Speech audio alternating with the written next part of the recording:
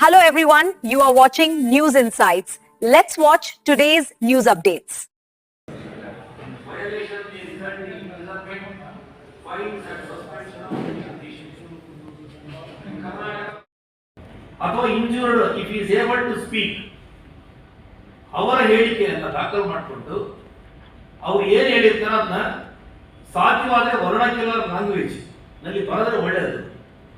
ಕೆಲವು medical ಆಫೀಸರ್ಸ್ಗೆ regional language ಗೊತ್ತಿರಲ್ಲ, ಅಂತ ಟೈಮಲ್ಲಿ ಇಂಗ್ಲಿಷ್ನಲ್ಲೇ ಬರೀತಾರೆ.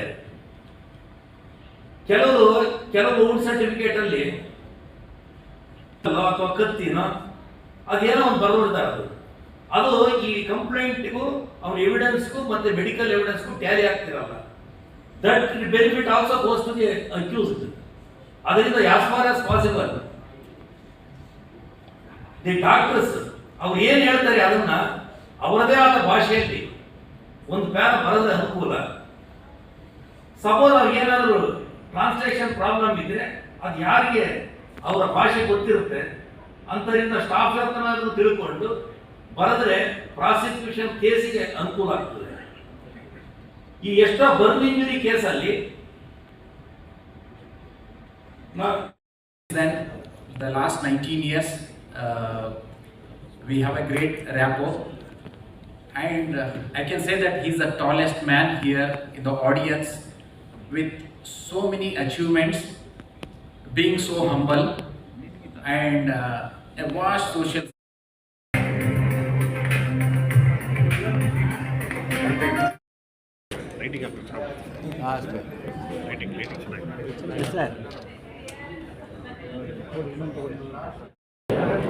ಸರ್ಜಿಕಲ್ ಸೊಸೈಟಿ ಆಫ್ ಬ್ಯಾಂಗ್ಳೂರಿನ ಪ್ರೆಸಿಡೆಂಟ್ ಅಧ್ಯಕ್ಷ. ಸೊ ಇವತ್ತಿನ ದಿನ ಸರ್ಜನ್ಸ್ ಡೇ ಅಂತ ನಾವು ಸೆಲೆಬ್ರೇಟ್ ಮಾಡ್ತಾ ಇದ್ದೀವಿ. ಸರ್ಜನ್ಸ್ ಡೇ ಅನ್ನೋದು 26 ವರ್ಷದಿಂದ ನಮ್ಮ ಬೆಂಗಳೂರಲ್ಲಿ ಸೆಲೆಬ್ರೇಟ್ ಮಾಡ್ಕೊಳ್ತಾ ಬಂದಿದ್ದೀವಿ. ಸೊ ಸರ್ಜನ್ಸ್ ಡೇ ಅನ್ನೋದು ಸರ್ಜನ್ಸ್ನ ಎಲ್ಲ ಗುಣಗಳನ್ನು ನಾವು ಇಲ್ಲಿ ಉತ್ತೇಜನ ಕೊಡೋಕ್ಕೋಸ್ಕರ ಈ ಪ್ರೋಗ್ರಾಮನ್ನು ಮಾಡ್ತೀವಿ. ಇಲ್ಲಿ ಇಬ್ಬರು ಹಿರಿಯ ಸರ್ಜನ್ಸ್ನ ನಾವು ಹಾನರ್ ಮಾಡ್ತೀವಿ, ಅವ್ರಿಗೆ ಸನ್ಮಾನವನ್ನು ಕೊಡ್ತೀವಿ. ಅದೇ ಥರ ಒಂದು ಅಕಾಡೆಮಿಕ್ ಪಾರ್ಟ್ ಇರುತ್ತೆ, ಒರೇಷನ್ ಇರುತ್ತೆ. ಪ್ರೊಫೆಸರ್ BN ಬಾಲಕೃಷ್ಣರಾವ್ ಅಂತ ಹಿರಿಯ ಸರ್ಜನ್ ಅವರು, ಅವರ ಹೆಸರಿನಲ್ಲಿ ಒಂದು ಉಪನ್ಯಾಸನ ಇಟ್ಕೊಂಡಿದ್ವಿ. ಈ ವರ್ಷದ 2 ನಮ್ಮ ದಿಗ್ಗಜ ಸರ್ಜನ್ಸು GK ವೆಂಕಟೇಶ್ ಮತ್ತು ಡಾಕ್ಟರ್ ಶೇಖರ್ ಅಂತ ಇಬ್ಬರು ಫೆಲಿಸಿಟೇಟ್ ಮಾಡಿದ್ವಿ. ಮತ್ತು ಇವತ್ತಿನ ಒರೇಷನ್ ಡಾಕ್ಟರ್ P ರಘುರಾಮ್ ಅಂತ, ಅವರು ಅಂತಾರಾಷ್ಟ್ರೀಯ ಮಟ್ಟದಲ್ಲಿ ಖ್ಯಾತ ಸರ್ಜನ್. ಅದೇ ಥರ ಅವರು Padmashri awardee, BC Rao awardee ಮತ್ತು 3 ಗಿನ್ನೆಸ್ ರೆಕಾರ್ಡನ್ನು ಹೊಂದಿದ್ದಾರೆ. ಅವರು ಇವತ್ತಿನ ಕಾರ್ಯಕ್ರಮದಲ್ಲಿ ಬ್ರೆಸ್ಟ್ ಕ್ಯಾನ್ಸರ್ ಮತ್ತು ಬ್ರೆಸ್ಟ್ ಅವೇರ್ನೆಸ್ ಬಗ್ಗೆ ನಮಗೆ ಉಪನ್ಯಾಸವನ್ನು ಕೊಟ್ಟು ಎಲ್ಲರಿಗೂ ತಿಳುವಳಿಕೆ ಕೊಟ್ಟಿದ್ದಾರೆ. ಸೊ ಇವತ್ತಿನ ಪ್ರೋಗ್ರಾಮು ಚೆನ್ನಾಗಿ ಬಂದಿದೆ. ಇದರಿಂದ ಪಬ್ಲಿಕ್ಕಿಗೆ ಮತ್ತು ಸರ್ಜನ್ಸ್ಗೆ ಒಳ್ಳೆ ಮೆಸೇಜನ್ನು ಕೊಟ್ಟಿದ್ದಾರೆ.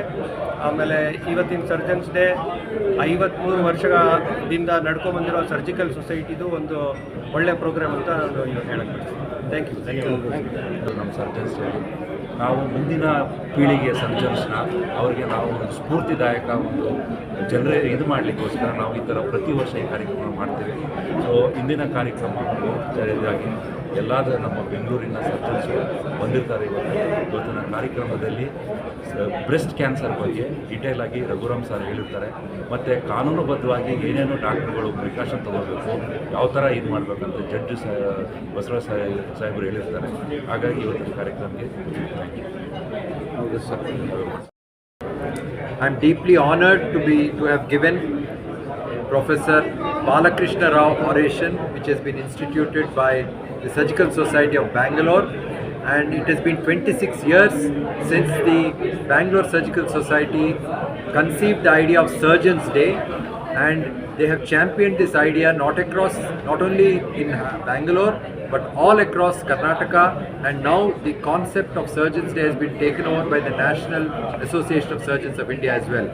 I spoke about the importance of breast center, the importance of advocacy to create awareness, the importance of early detection by way of screening, and also as to how a dedicated breast surgical society can help to standardize care.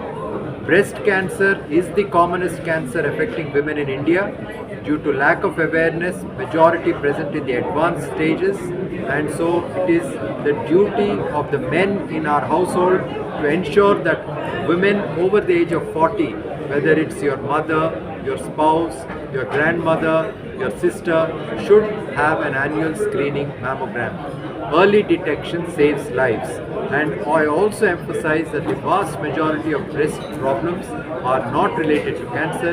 They are benign problems, and it is equally important to reassure the worried well, because they think they have cancer but they don't have cancer, through a proper process called triple assessment. Once again, I am very grateful for this distinct honor to have given this oration. Thank you. Namaskar. ಬಗ್ಗೆ ಇದರ importance ಬಗ್ಗೆ ಸರ್ಜನ್ಸೇ ತಮಗೆ ಹೇಳಿದ್ದಾರೆ.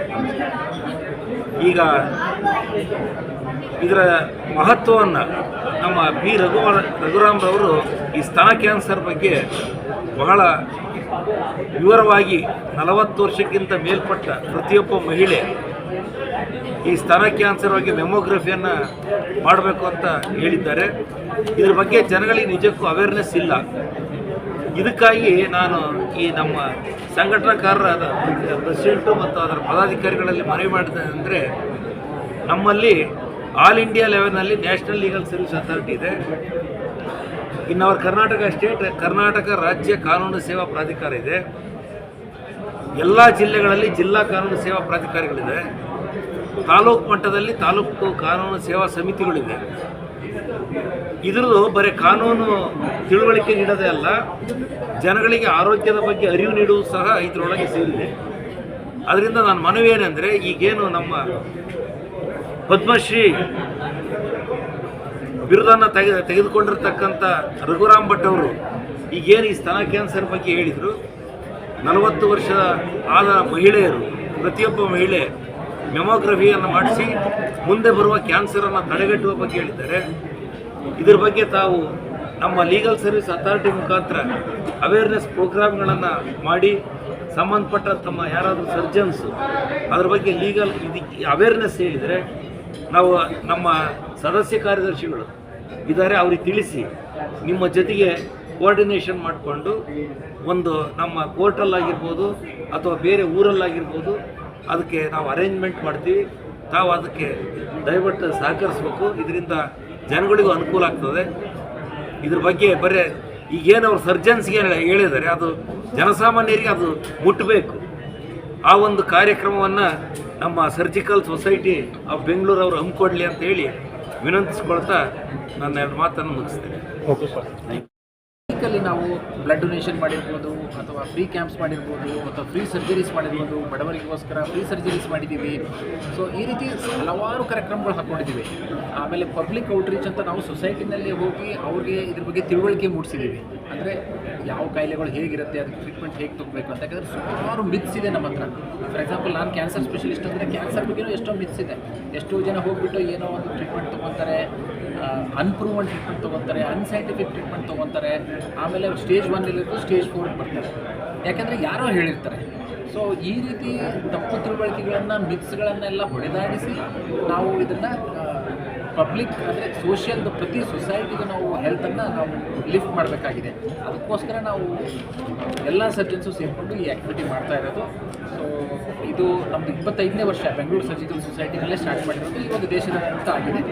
ಈ ವಿಷಯನ ಎಲ್ಲ ಕಡೆ ಮುಟ್ಟಬೇಕು ಅಂದರೆ ಅವೇರ್ನೆಸ್ ಕ್ಯಾಂಪೇನನ್ನು ನಿಮ್ಮ ಮೀಡಿಯಾದು ತುಂಬ ಹೆಲ್ಪ್ ಇದರಲ್ಲಿ ಅವಶ್ಯಕತೆ ಇದೆ.